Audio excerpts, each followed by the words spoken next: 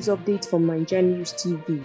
The National Association of Nigerian Students, NANS, has urged northern governors to revoke their decision to close down schools for 5 weeks for the Ramadan fast or face nationwide protest. NANS gave this directive in a statement on Monday by its National Public Relations Officer, Samson Adeyemi, recalled that governors of Bauchi, Katsina, Kano, and Kebbi states had revealed that schools will be closed for 5 weeks duration of the Ramadan fast to enable Muslim students participate fully in the fast. NANS, however, described the closure as an infringement on the right of every student to an uninterrupted education. Adeyemi stressed that the policy would threaten academic progress and discriminate against non-Muslim students. According to him, such a move will set a bad precedent in the Nigerian education sector if unchallenged. The association therefore announced a 72-hour ultimatum for the decision to be reversed. However, NANS said failure to comply will result in nationwide protests and legal action to protect the right of Nigerian students. We will continue to monitor the story for more new development. Please stay tuned to NaijaNews TV.